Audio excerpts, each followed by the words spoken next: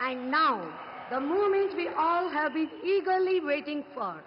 It is our utmost honor to invite the Honorable Prime Minister of India, Thiru Narendra Modi Avargal, our visionary leader who has been spearheading transformative infrastructure development across the nation, to deliver the keynote address.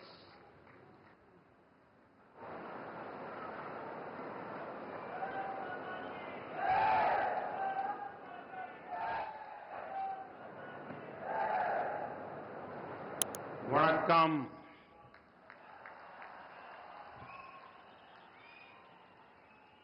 ஏன அம்பு தமிழ सौंधंगले तमिलनाडु के राज्यपाल N Ravi ji, केंद्रीय मंत्रिमंडल के मेरे सहयोगी अश्विनी वैष्णव जी, डॉक्टर एल मुरुगन जी, तमिलनाडु सरकार के मंत्रीगण, सांसद, अन्य महानुभाव और मेरे प्यारे भाई और बहनों, नमस्कार. வணக்கம். என் அன்பு தமிழ் சொந்தங்களே, தமிழ்நாட்டின் ஆளுநர் ஆர்.என். ரவி அவர்களே, மத்திய அமைச்சரவையின் என் சகாக்களான அஸ்வினி வைஷ்ணவ் அவர்களே, டாக்டர் எல் முருகன் அவர்களே, தமிழ்நாடு அரசின் அமைச்சர் பெருமக்களே, நாடாளுமன்ற உறுப்பினர்களே, சான்றோர்களே, பெரியோர்களே, என் நெஞ்சுக்கினிய அன்பு சகோதர சகோதரிகளே, வணக்கம். साथियों, आज रामनवमी का पावन पर्व है. अब से कुछ समय पूर्व अयोध्या में भव्य राम मंदिर में रामलला का सूर्य की किरणों ने भव्य तिलक किया है. भगवान श्री राम का जीवन, उनके राज्य से मिलने वाली सुशासन की प्रेरणा राष्ट्र निर्माण का बड़ा आधार है. और आज रामनवमी है. मेरे साथ बोलिए, जय श्री राम, जय श्री राम, जय श्री राम. நண்பர்களே, இன்று புனிதமான ஸ்ரீ ராம நவமி நன்னாள். சில காலம் முன்பாகத்தான் அயோத்தியிலே பிரம்மாண்டமான ராமர் ஆலயத்திலே ராம்லலாவுடைய திருவதனத்தின் மீது சூரியனின் கதிர்கள் அற்புதமான திலகத்தை பொழிந்தன. பகவான் ஸ்ரீ ராமனின் வாழ்க்கை, அவருடைய ஆட்சியிலிருந்து கிடைக்கக்கூடிய நல்லாளுகை குறித்த உத்வேகமாகியன தேசத்தை நிர்மாணிப்பதில் பெரிய ஆதாரமாக இருக்கின்றன. இன்று ராம நவமியாக இருப்பதால் என்னுடன் அனைவரும் முழங்குங்கள், जय श्री राम. तमिलनाडु के संगम कालीन साहित्य में भी श्री राम के बारे में कहा गया है. मैं रामेश्वरम की इस पवित्र धरती से समस्त देशवासियों को रामनवमी की हार्दिक शुभकामनाएं देता हूं.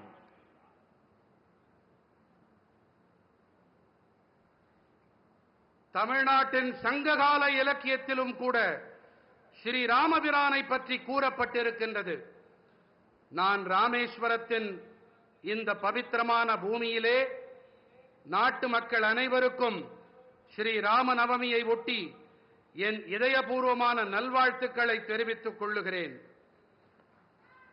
Friends, I feel blessed that I could pray at the Ramanath Swami temple today.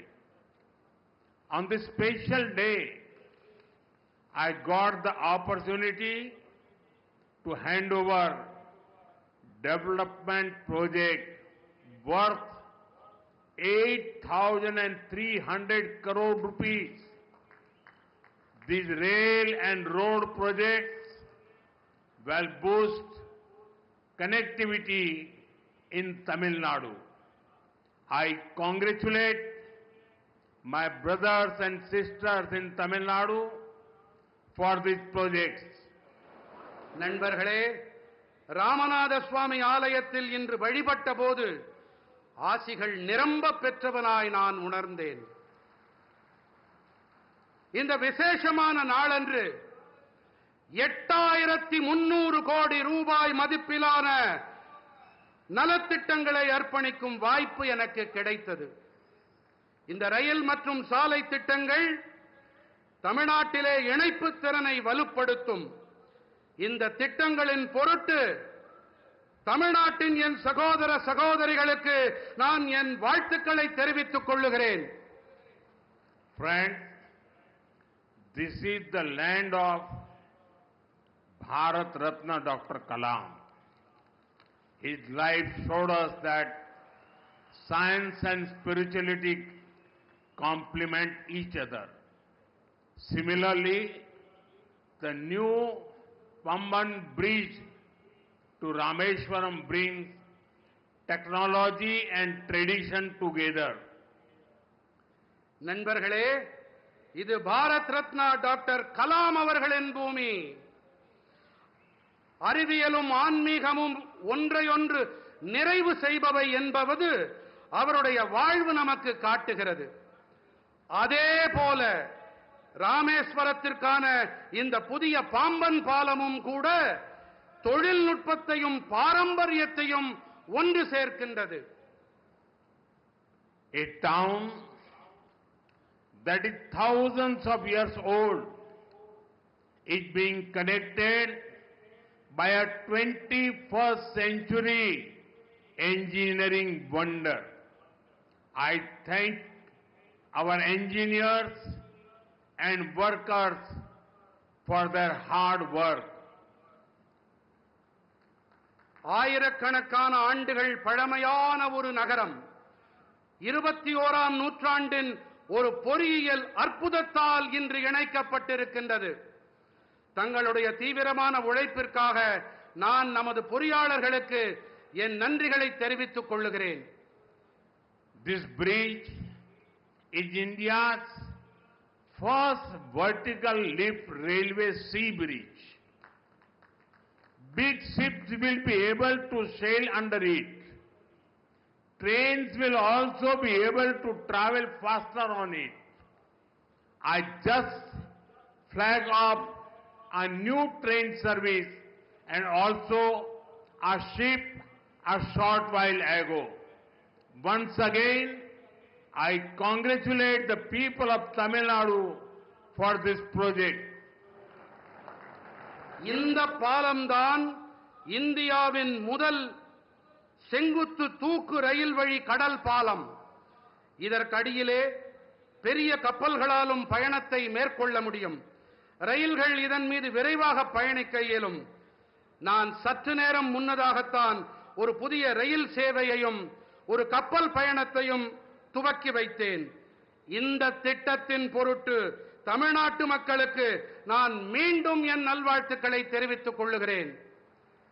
Friends, for many decades there was a demand for this bridge. With your blessings, we got the privilege of completing this work. Pamban Bridge supports both ease of doing business and ease of travel. It will have a positive impact on the lives of the lakhs of people. நண்பர்களே, இந்த பாலத்திற்கான தேவை பல பத்தாண்டுகளாக இருந்து வந்திருக்கின்றது. உங்கள் நல்லாசிகளோடு இந்த பணியை நிறைவு செய்யும் பேறு எங்களுக்கு கிடைத்திருக்கிறது. பாம்பன் பாலம் சுலபமாக வியாபாரம் செய்தல் மற்றும் சுலபமாக பயணம் மேற்கொள்ளுதல் ஆகியவற்றுக்கு ஆதரவாக இருக்கின்றது. பல லட்சக்கணக்கான மனிதர்களின் வாழ்விலே இது ஆக்கப்பூர்வமான தாக்கத்தை ஏற்படுத்தும். The new train service will improve the connectivity from Rameswaram to Chennai and other parts of the country. This will benefit both trade and tourism in Tamil Nadu. New jobs and business opportunities will also be created for the youth. Rameswaram தொடங்கி சென்னை வரையும் நாட்டின் பிற பகுதிகளுக்கும் இடையிலான இணைப்பினை இந்த புதிய ரயில் சேவை மேம்படுத்தும். தமிழ்நாட்டின் சுற்றுலா மற்றும் வணிகத்திற்கு இது ஆதாயங்களை அள்ளித்தரும். இளைஞர்களுக்கான புதிய வேலை வாய்ப்புகள் மற்றும் சந்தர்ப்பங்களை இது ஏற்படுத்தி தரும். साथियों, बीते 10 वर्षों में भारत ने अपने इकोनॉमी का साइज दोगुना किया है. इतनी तेज ग्रोथ का एक बड़ा कारण हमारा शानदार मॉडर्न इंफ्रास्ट्रक्चर भी है. बीते 10 सालों में हमने रेल, रोड, एयरपोर्ट, पोर्ट, बिजली, पानी, गैस पाइपलाइन ऐसे इंफ्रास्ट्रक्चर का बजट करीब 6 गुना बढ़ाया है. நண்பர்களே, கடந்த 10 ஆண்டுகளிலே பாரதம் தனது பொருளாதாரத்தின் அளவினை இரட்டிப்பாக்கி இருக்கின்றது. இத்தனை விரைவான வளர்ச்சிக்கான ஒரு பெரிய காரணம் என்று சொன்னால் நமது அருமையான நவீன கட்டமைப்பும் அதில் அடங்கும். கடந்த 10 ஆண்டுகளில் நாம் ரயில், சாலை, விமான நிலையம், துறைமுகங்கள், மின்னாற்றல், நீர், எரிவாயு குழாய்கள் போன்ற கட்டமைப்புகளுக்கான நிதி ஒதுக்கீட்டை 6 மடங்கு உயர்த்தி இருக்கின்றோம். आज देश में बहुत तेजी से मेगा प्रोजेक्ट पर काम हो रहा है. आप नॉर्थ में देखेंगे तो जम्मू कश्मीर में दुनिया के सबसे ऊंचे रेल ब्रिज में से एक चिनाब ब्रिज बना है. वेस्ट में जाएंगे तो मुंबई में देश का सबसे लंबा सी ब्रिज अटल सेतु बना है. ईस्ट में जाएंगे तो असम के बोगीबील ब्रिज के दर्शन होंगे और साउथ में आते हैं तो दुनिया के गिने चुने वर्टिकल लिफ्ट ब्रिज में से एक पंबन ब्रिज का निर्माण पूरा हुआ है. இன்று தேசத்தின் மிக விரைவாக மெகா திட்டங்கள் தொடர்பான பணிகள் நடைபெற்று வருகின்றன. வடக்கிலே நீங்கள் பார்த்தீர்களானால் ஜம்மு காஷ்மீரத்திலே உலகின் மிக உயரமான ரயில் பாலங்களில் ஒன்றான சினாப் பாலம் அமைக்கப்பட்டிருக்கின்றது. மேற்கிலே பார்த்தீர்கள் என்றால் மும்பையிலே தேசத்தின் மிக நீளமான கடல் பாலமான அடல் பாலம் அமைக்கப்பட்டிருக்கின்றது. கிழக்கிலே கவனித்தோம் என்றால் அசாமின் போகிபீல் பாலத்தை நீங்கள் பார்க்கலாம். மேலும் தெற்கு நோக்கி பயணித்தால் உலகின் வெகு குறைவான செங்குத்து உயர்த்தல் கொண்ட பாலங்களில் ஒன்றான பாம்பன் பாலத்தின் நிர்மாணம் நிறைவடைந்திருக்கின்றது. इसी तरह ईस्टर्न और western freight corridor, dedicated freight corridor भी तैयार हो रहे हैं. देश की पहली बुलेट ट्रेन पर तेजी से काम चल रहा है. वंदे भारत, अमृत भारत और नमो भारत जैसी आधुनिक ट्रेनें रेल नेटवर्क को और आधुनिक बना रही है. இதைப் போலவே கிழக்கு மற்றும் மேற்கு பிரத்யேகமான சரக்கு போக்குவரத்து இடைவழியும் கூட அமைக்கப்பட்டு வருகின்றது. தேசத்தின் முதல் புல்லட் ரயில் தொடர்பான பணிகளும் விரைவாக நடந்தேறி வருகின்றன. வந்தே பாரத், அம்ருத் பாரத் மற்றும் நமோ பாரத் போன்ற நவீன ரயில்களும் ரயில் வலைப்பின்னலை மேலும் நவீனப்படுத்தி வருகின்றன. साथियों, जब भारत का हर रीजन आपस में कनेक्ट होता है तो डेवलप्ड नेशन बनाने का रास्ता मजबूत होता है. दुनिया के हर डेवलप्ड नेशन, हर डेवलप्ड रीजन में यही हुआ है. आज जब भारत का हर स्टेट आपस में कनेक्ट हो रहा है तो पूरे देश का पोटेंशियल सामने आ रहा है. इसका बेनिफिट भी देश के हर रीजन को हो रहा है, हमारे तमिलनाडु को हो रहा है. நண்பர்களே, பாரதத்தின் அனைத்து பகுதிகளும் பரஸ்பர இணைப்புகள் உடையவையாக ஆகும்போது வளர்ந்த தேசமாக ஆகும் பாதை மேலும் வலுவடைகிறது. உலகின் அனைத்து வளர்ச்சியடைந்த நாடுகளில் வளர்ச்சிக்கான காரணம் இதுதான். இன்று பாரதத்தின் அனைத்து மாநிலங்களும் ஒன்றோடு ஒன்று இணைக்கப்படும் போது தேசத்தின் ஒட்டுமொத்த சாத்தியங்களும் வெளிப்படுத்தப்படுகின்றன.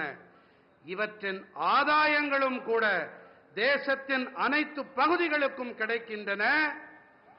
நமது தமிழ்நாட்டிற்கும் கிடைத்து வருகின்றது. साथियों, विकसित भारत के सफर में तमिलनाडु का बहुत बड़ा रोल है.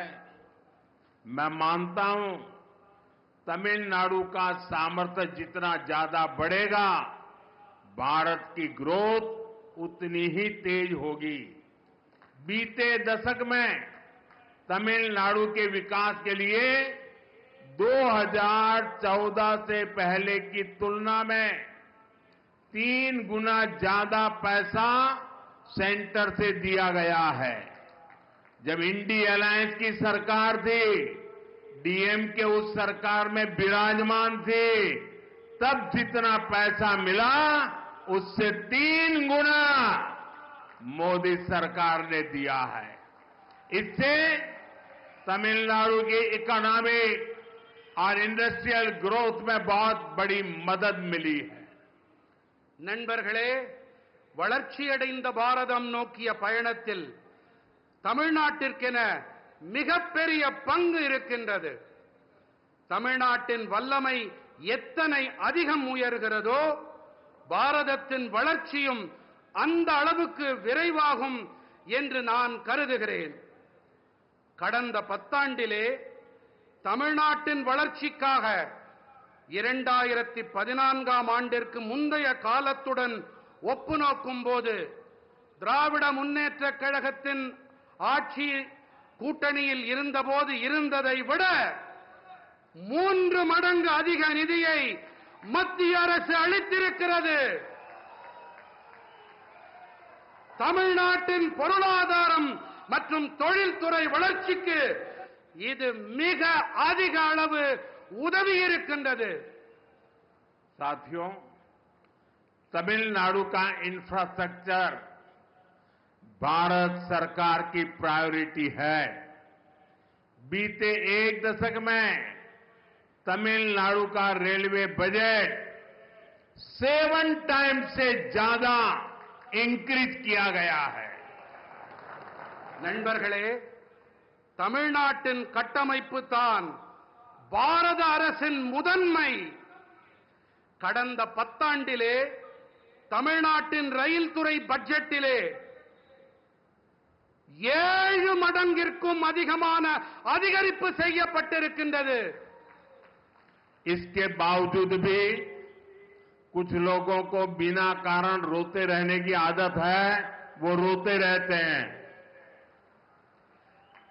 இவற்றையெல்லாம் செய்த பிறகும் கூட சிலர் அழுது கொண்டே இருக்கிறார்கள்.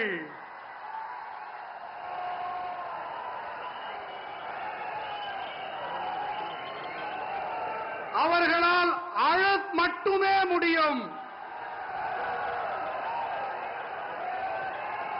அவர்கள் அழுதுவிட்டு போகட்டும். 2014 से पहले रेल प्रोजेक्ट्स के लिए हर साल सिर्फ ओनली 900 करोड़ रुपीज ही मिलते थे। और आपको पता है उस समय इंडियन अलायंस के मुख्य कर्ता धर्ता कौन थे, ये आपको पता है। इस वर्ष तमिलनाडु का रेल बजट 6,000 करोड़ रुपए से ज्यादा है। भारत सरकार यहां के 77 रेलवे स्टेशन को मॉडर्न भी बना रही है। इसमें रामेश्वरम का स्टेशन भी शामिल है। 2014ஆம் ஆண்டிற்கு முன்பு வரை ரயில் துறை திட்டங்களுக்காக ஒவ்வொரு ஆண்டும் வெறும் 900 கோடி ரூபாய் மட்டுமே கிடைத்து வந்தது. அப்போதெல்லாம் கூட்டணியிலே யார் ஆட்சியில் அமர்ந்திருந்தார்கள் என்பதை நான் கூற தேவையே இல்லை. இந்த ஆண்டு தமிழ்நாட்டின் ரயில் பட்ஜெட் 6000 கோடி ரூபாய்க்கும் அதிகம். பாரத அரசு தமிழ்நாட்டில் இருக்கும் 77 ரயில் நிலையங்களையும் நவீனப்படுத்தும் பணிகளில் ஈடுபட்டு வருகின்றது. இதிலே ராமேஸ்வரம் ரயில் நிலையமும் இடம் பெற்றிருக்கின்றது. साथियों, लास्ट 10 इयर्स में प्रधानमंत्री ग्राम सड़क योजना के तहत गांवों के रोड और हाईवे के क्षेत्र में भी बहुत सारा काम हुआ है। 2014 के बाद तमिलनाडु में केंद्र सरकार की मदद से 4000 किलोमीटर रोड्स बनी है।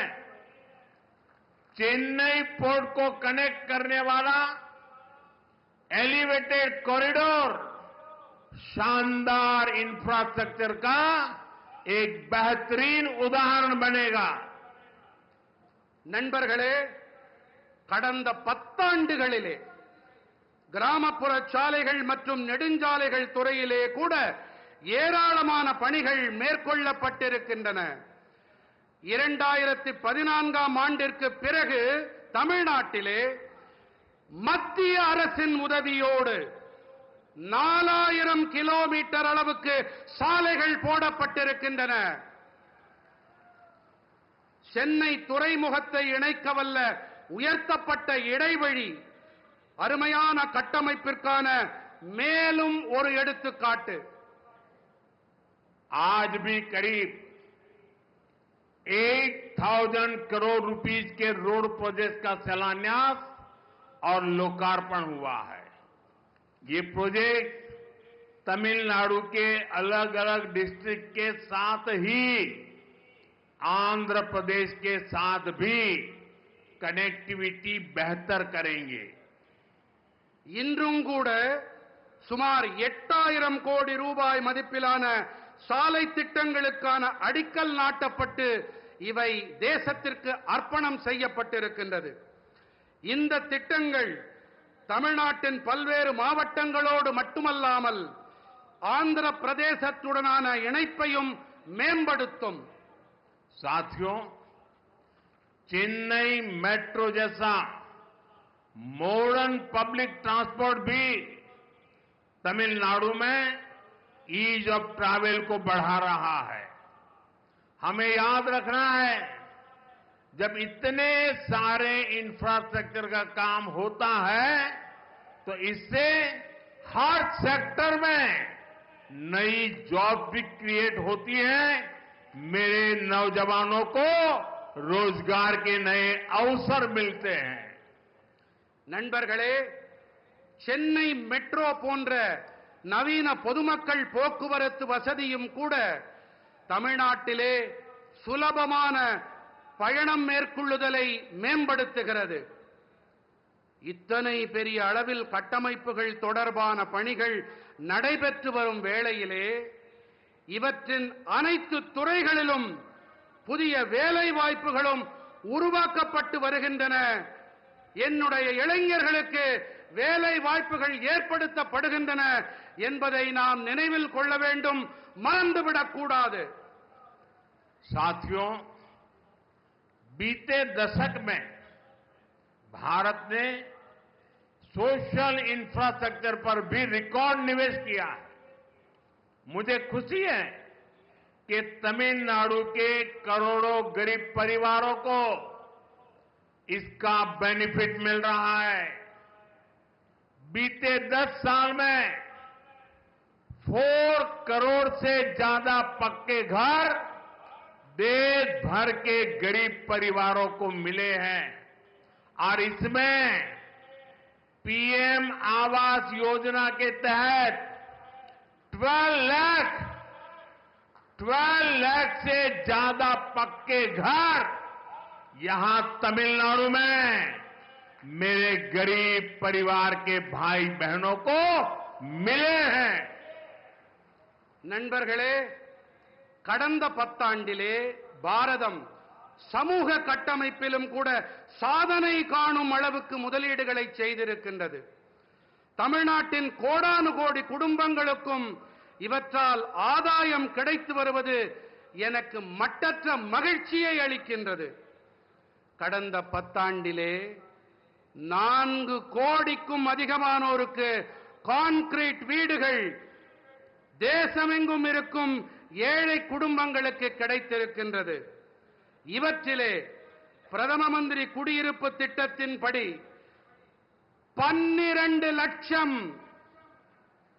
12 லட்சத்திற்கும் மேற்பட்ட கான்கிரீட் வீடுகள் இங்கே என்னுடைய ஏழை சகோதர சகோதரிகள் தமிழ்நாட்டிலே அவர்களுக்கு கிடைத்துவிட்டன.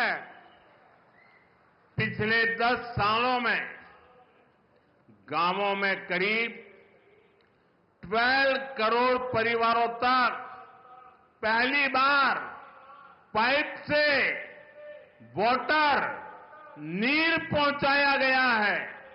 इसमें 1 करोड़ 11 लाख फैमिलीज मेरे तमिलनाडु की है। इनके घर में पहली बार टैप वाटर पहुंचा है। इसका बहुत बड़ा लाभ तमिलनाडु की मेरी माताओं बहनों को मिला है। கடந்த 10 ஆண்டுகளிலே கிராமங்களில் 12 கோடி குடும்பங்களுக்கு முதன்முறையாக குழாய் வழி குடிநீர் கொண்டு சேர்க்கப்பட்டிருக்கிறது. இவற்றிலே 1 கோடி 11 லட்சம் குடும்பங்கள் தமிழ்நாட்டைச் சேர்ந்தவை.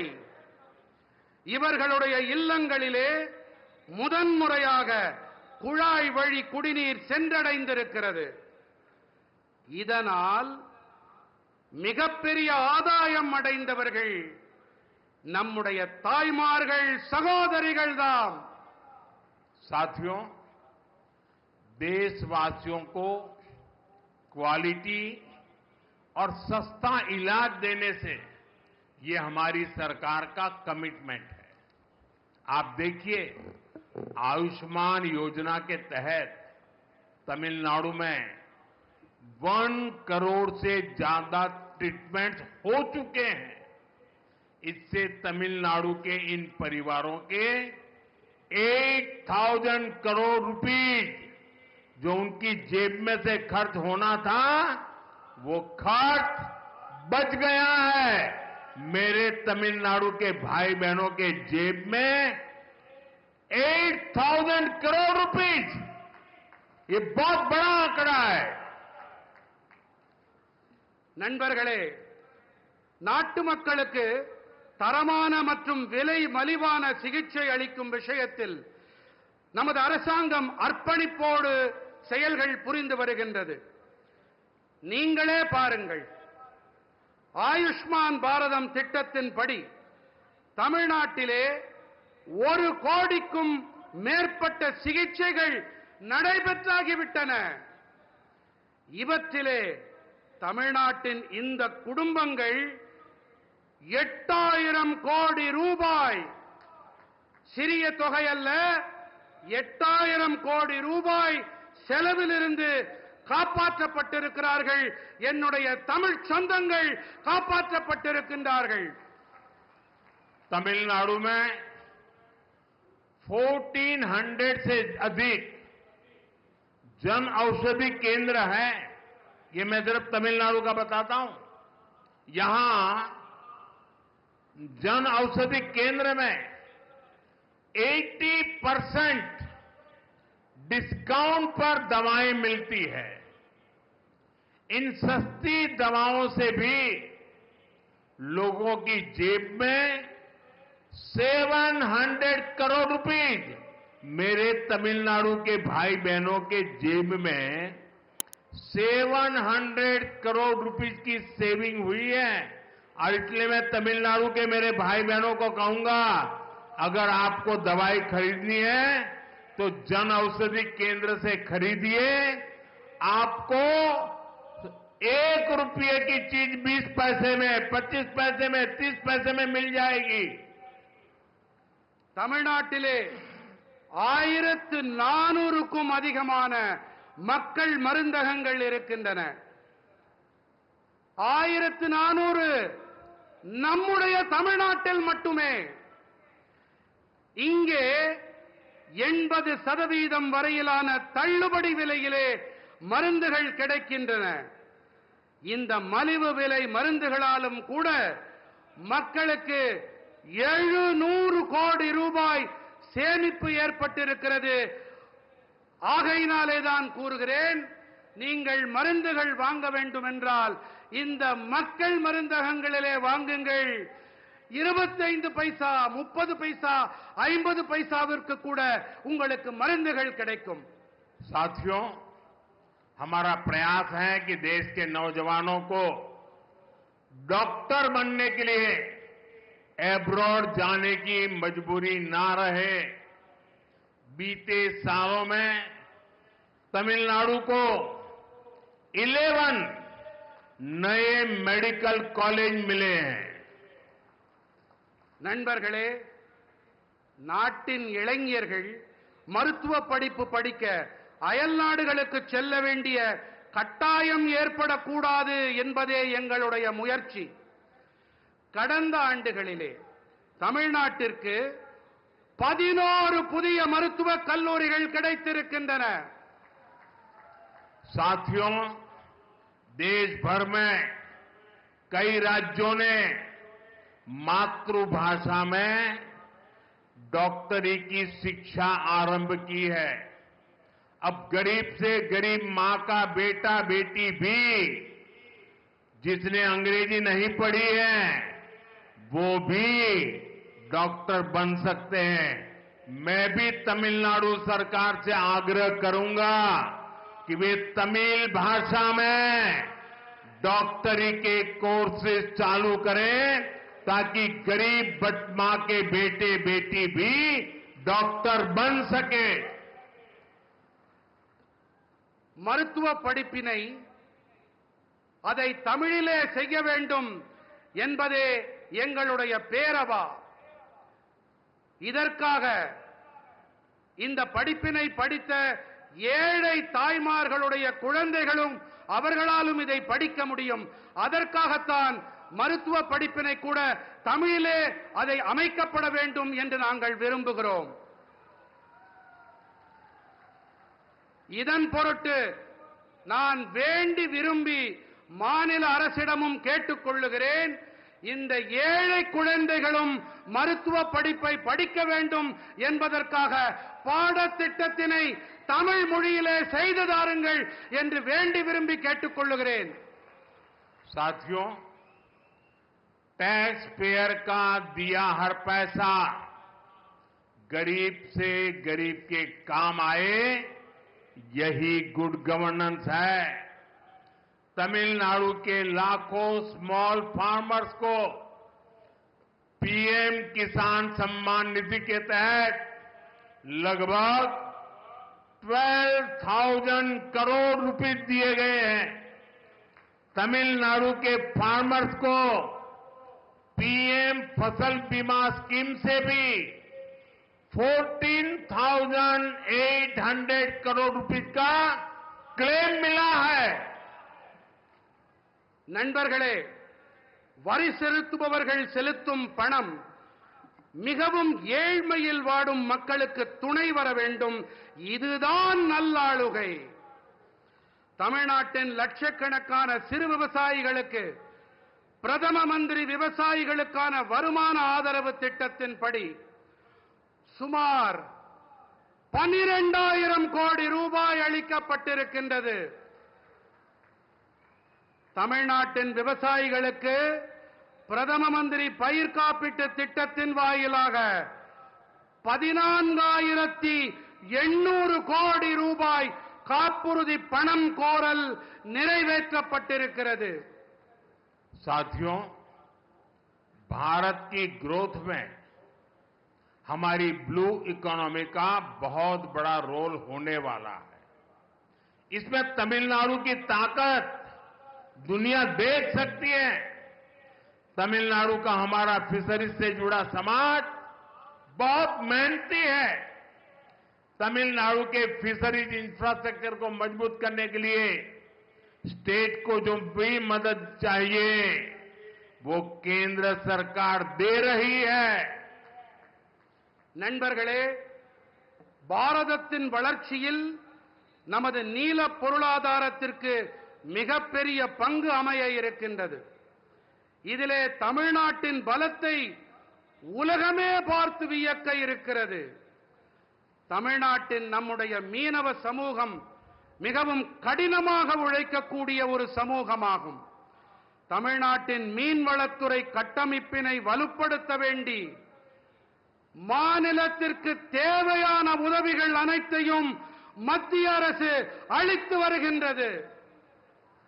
पिछले 5 साल में पीएम मत्स्य संपदा स्कीम के तहत भी तमिलनाडु को करोड़ों रुपए मिले हैं।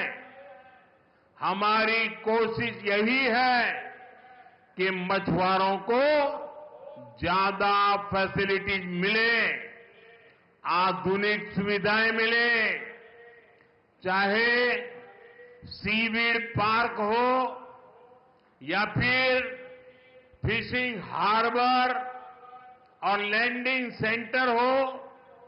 केंद्र सरकार यहां सैकड़ों करोड़ रुपए इन्वेस्ट कर रही है।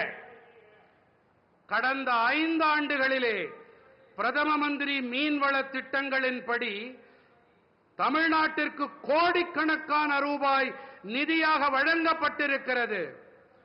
அதிகபட்ச நவீன வசதிகள் நமது மீனவர்களுக்கு வழங்கப்பட வேண்டும் என்பதே நம்முடைய முயற்சியாக இருக்கிறது. அது கடற்பாசி பூங்காவாகட்டும், மீன்பிடி துறைமுகமாகட்டும், படகுத்துறையாகட்டும், மத்திய அரசு இங்கே பல நூற்றுக்கணக்கான கோடி ரூபாயை முதலீடு செய்து வருகின்றது. हमें आपकी रक्षा सुरक्षा की भी चिंता है। भारत सरकार फिशरमैन के हर संकट में उनके साथ खड़ी है। भारत सरकार के प्रयासों से बीते 10 साल में 3,700 से ज्यादा फिशरमैन श्रीलंका से वापस लौटे हैं। इनमें से 600 से अधिक फिशरमैन तो पिछले 1 साल में फ्री हुए हैं। और आपको याद होगा, कुछ हमारे मछुआरा साथियों को फांसी की सजा हुई थी, उनको भी हम जिंदा भारत लौट करके ला करके उनके परिवार को सुपुर्द किया है। நமது பாதுகாப்பு தொடர்பான அக்கறையும் நமக்கு இருக்கிறது. பாரத அரசு மீனவர்களின் அனைத்து சங்கட காலங்களிலும் அவர்களுக்கு தோளோடு தோள் கொடுத்து வந்திருக்கின்றது. பாரத அரசின் முயற்சிகள் காரணமாக கடந்த 10 ஆண்டுகளில் மட்டும் 3,700க்கும் மேற்பட்ட மீனவர்கள் இலங்கையிலிருந்து மீட்டுக் கொண்டு வரப்பட்டிருக்கின்றார்கள். இவர்களிலே 600க்கும் அதிகமான மீனவர்கள் மட்டும் கடந்த ஓராண்டிலே மீட்டுக் கொண்டு வரப்பட்டிருக்கின்றார்கள். உங்களுக்கெல்லாம் நன்கு நினைவிருக்கலாம், சில காலம் முன்பாக தூக்கு மேடையை முத்தமிட அவர்கள் போடப்பட வேண்டிய அந்த காலகட்டத்தில் நம்முடைய மீனவர்களை இலங்கையிலிருந்து நம்முடைய மத்திய அரசு மீட்டுக் கொண்டு வந்திருக்கிறது. साथियों, आज दुनिया में भारत के प्रति आकर्षण बढ़ा है. लोग भारत को जानना चाहते हैं, भारत को समझना चाहते हैं. इसमें भारत के कल्चर का, हमारी सॉफ्ट पावर का भी बड़ा रोल है. तमिल लैंग्वेज और हेरिटेज दुनिया के कोने कोने तक पहुंचे, इसके लिए भी सरकार लगातार कोशिश कर रही है. நண்பர்களே, இன்று உலகில் பாரதம் அனைவரையும் ஈர்க்கும் மையமாக மாறியிருக்கிறது. மக்கள் பாரதம் பற்றி தெரிந்து கொள்ள ஆசைப்படுகிறார்கள், புரிந்து கொள்ள விழைகிறார்கள். இதிலே பாரதத்தின் கலாச்சாரம், நம்முடைய மென் சக்திக்கு மிகப்பெரிய பங்கு இருக்கின்றது. தமிழ் மொழி மற்றும் மரபு உலகின் அனைத்து இடங்களுக்கும் சென்று சேர வேண்டும். இதற்காக அரசாங்கம் தொடர்ந்து முயற்சிகளை மேற்கொண்டு வருகின்றது. मैं तो कभी कभी हैरान हो जाता हूं, तमिलनाडु के कुछ नेताओं की चिट्ठियां जब मेरे पास आती है, कभी भी कोई नेता तमिल भाषी में सिग्नेचर नहीं करता है. अरे तमिल का गौरव हो, मैं सबसे कहूंगा कम से कम तमिल भाषा में अपनी सिग्नेचर तो करो. வழக்கமாக எனக்கு தமிழ்நாட்டிலிருந்து சில தலைவர்கள் கடிதங்கள் எழுதுவதுண்டு, மடல்கள் எழுதுவதுண்டு. அந்த கடிதங்களிலே எனக்கு மிகப்பெரிய ஆச்சரியத்தை ஏற்படுத்தக்கூடிய விஷயம் என்னவென்றால், கடிதம் என்னமோ ஆங்கிலத்திலே இருக்கிறது, ஆனால் கையெழுத்தும் ஆங்கிலத்திலேயே இருக்கிறது. குறைந்தபட்சம் கையெழுத்தையாவது தமிழ் மொழியிலே போடக்கூடாதா என்று நான் வியப்பதுண்டு. मैं मानता हूं कि 21st सेंचुरी में इस ग्रेट ट्रेडिशन को हमें और आगे ले जाना है. मुझे विश्वास है कि रामेश्वरम और तमिलनाडु की ये धरती हमें ऐसे ही निरंतर नई ऊर्जा देती रहेगी, नई प्रेरणा देती रहेगी. நண்பர்களே, இந்த 21ஆம் நூற்றாண்டில் நாம் இந்த மகத்தான பாரம்பரியத்தை மேலும் முன்னெடுத்துச் செல்ல வேண்டும் என்பதே என் உறுதியான கருத்து. ராமேஸ்வரம் மற்றும் தமிழ்நாட்டின் இந்த மண் இன்று போல என்றும் தொடர்ந்து புதிய சக்தியை அளித்து வரும், புதிய உள்ளெழுச்சியை அளித்து வரும் என்பதில் எனக்கு எள்ளளவும் ஐயமில்லை. और आज भी देखिए कितना सुभग संयोग है. रामनवमी का पवित्र दिवस है, रामेश्वरम की धरती है, और यहां पर जिस पन्नम बीच का आज उद्घाटन हुआ, 100 साल पहले जो पुराना ब्रिज था उसको बनाने वाला व्यक्ति गुजरात में जन्म लिया था, और आज 100 साल के बाद उसका नया ब्रिज बनाने का उद्घाटन करने का बाद भी उस व्यक्ति को मिला है जो भी गुजरात में पैदा हुआ है. நண்பர்களே, இன்று மிகவும் பவித்திரமான புனிதமான ஒரு நன்னாள். உங்களுக்கு எல்லாம் தெரியும், ராமநவமி. இங்கே இந்த பவித்திரமான இடத்திலே நாம் பாம்பன் பாலத்தை சில காலம் முன்பாகத்தான் அதை துவக்கி வைத்தோம். ஒரு ஆச்சரியமான தற்செயல் நிகழ்வு என்றுதான் சொல்ல வேண்டும். 100 ஆண்டுகளுக்கு முன்பாக இந்த பாம்பன் இடத்திலே பாலத்தை கட்டியவர் யார் தெரியுமா? அவர் ஒரு குஜராத்தி. இதில் தற்செயல் நிகழ்வு என்னவென்றால், 100 ஆண்டுகளுக்கு பிறகு இதே பாம்பனில் இங்கு ஒரு பாலத்தை திறந்து வைப்பதும் அதே குஜராத்தில் பிறந்த நான். साथियों, आज जब रामनवमी है, रामेश्वर की पवित्र भूमि है, तब मेरे लिए कुछ भावुक पल भी है। आज भारतीय जनता पार्टी का स्थापना दिवस है। सशक्त, समृद्ध और विकसित भारत के जिस लक्ष्य को लेकर के हम चल रहे हैं, उसमें बीजेपी के हर एक कार्यकर्ता का परिश्रम है। 3-3, 4-4 पीढ़ियां मां भारती के जय जयकार के लिए खप गई है। मेरे लिए गर्व की बात है कि भारतीय जनता पार्टी के उस विचार ने, भारतीय जनता पार्टी के लाखों कार्यकर्ताओं के परिश्रम ने आज हमें देश की सेवा करने का अवसर दिया है।